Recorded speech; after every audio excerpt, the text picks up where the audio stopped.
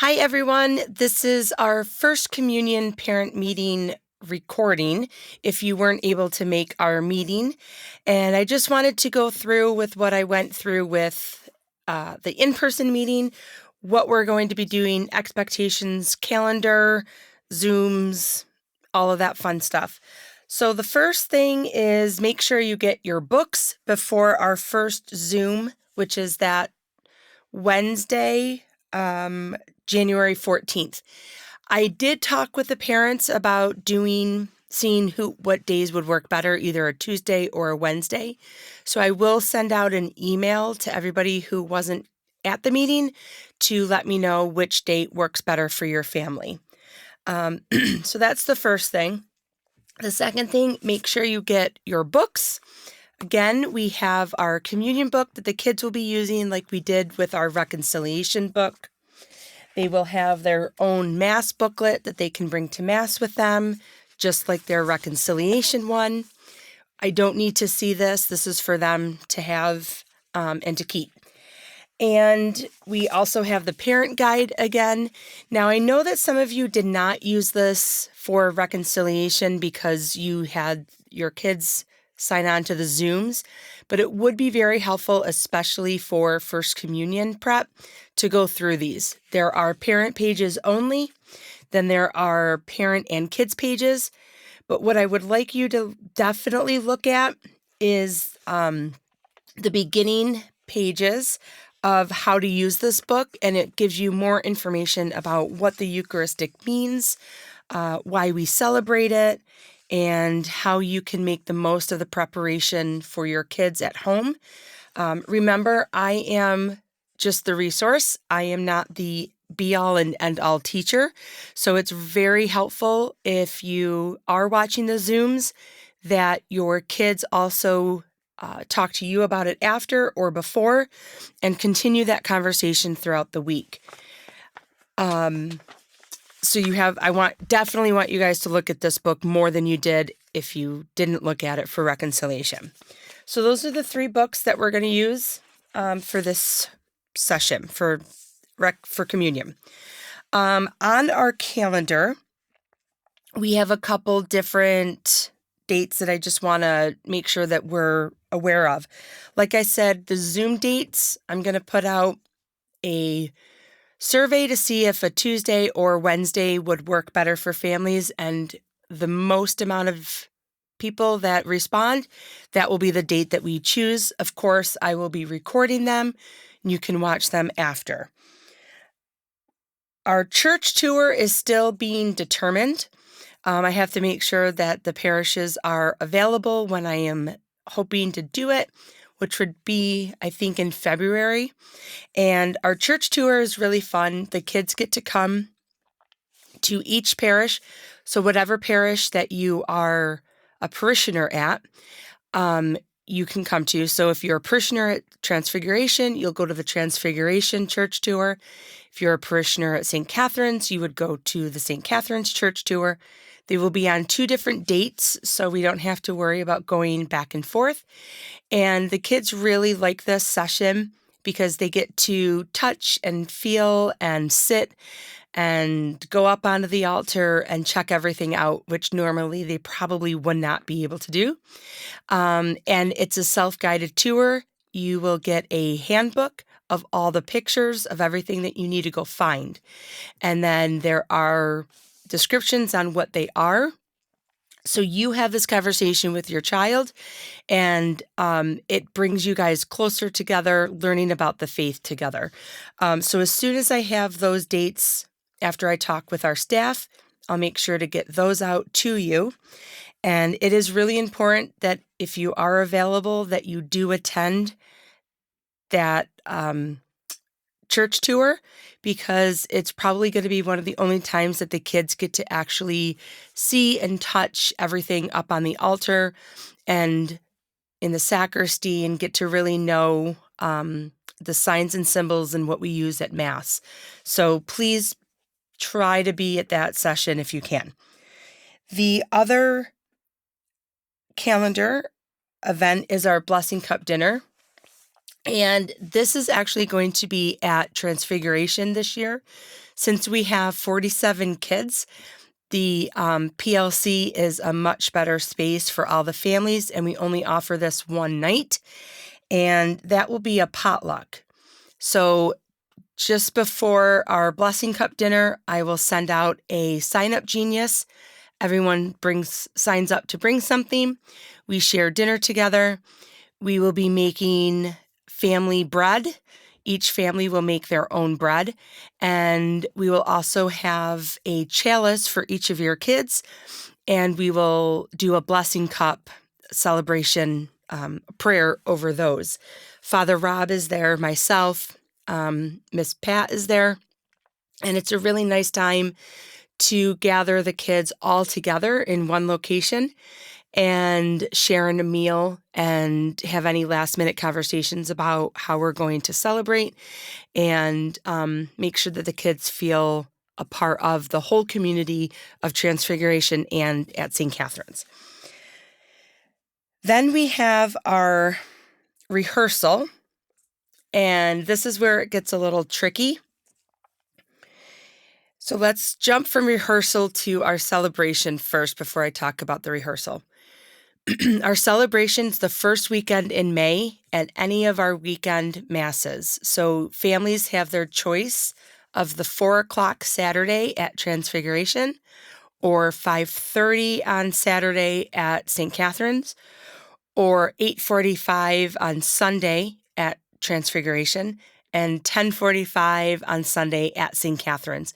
It is only going to be offered that first weekend of May 2nd and 3rd. Sorry, I had to make sure I said 2nd and 3rd.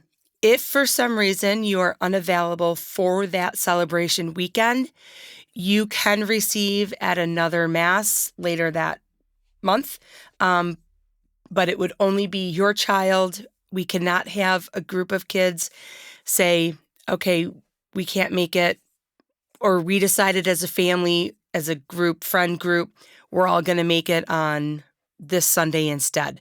It is only if you are unavailable for May 2nd and 3rd weekend. So our rehearsal time will be determined on what time your Mass celebration is. And this is where it gets a little confusing.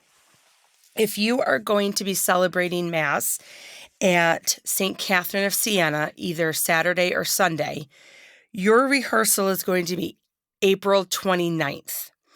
And if you are going to be celebrating at the 5:30 Mass on May 2nd, your rehearsal will be at 6:30 p.m. on April 29th. If you are celebrating at the 10:45 Mass, your rehearsal will be at 7 o'clock on April 29th. So we have 2 rehearsals for both Masses, and we want to make sure that the kids that are celebrating at the specific Masses are rehearsing together.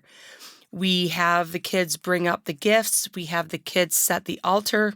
So we want to make sure that everybody who will be present at that particular Mass will be at rehearsal specifically for that Mass to make sure that the kids know what they are going to be doing during the Mass. If you are celebrating at Transfiguration on May 2nd at the 4:00 Mass, your rehearsal will be April 30th at 6:30. And if you're celebrating at the 8:45 on May 3rd, your celebration is going to be at 7 o'clock. So it's still the same times, 6:30 for the Saturday Masses, 7 o'clock for the Sunday Masses, just 2 different dates for whatever parish you'll be at. I hope that makes sense, and we will make sure to keep talking about that, and we don't have to really worry about it until April anyway, because we're just in January. So that is our calendar of events. So remember, the Blessing Cup dinner will be April 9th at Transfiguration. That is different than in years past when we've had it at St. Catherine's. I almost said, is there any questions? But I'm talking to a camera, so that's not really going to work. But if we have questions at our parent meeting, the in-person parent meeting, I'll make sure to keep a list of those and send that out in a mass email so everybody is aware of the questions that were asked and the answers to them. We also have expectations for our First Communion prep. And the biggest expectation is the presence of Mass, your presence at Mass, and not just any Mass, but a consistent presence is really important. And the reason why is because you are asking your child to receive the body of Christ, and it is the source and summit of our faith. It is one of the most important things that we could do as Catholics.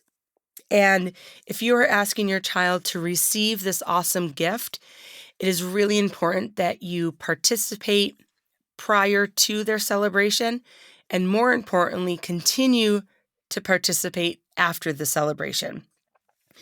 In your parent guide, you will see 8 reasons to bring your child to Mass regularly.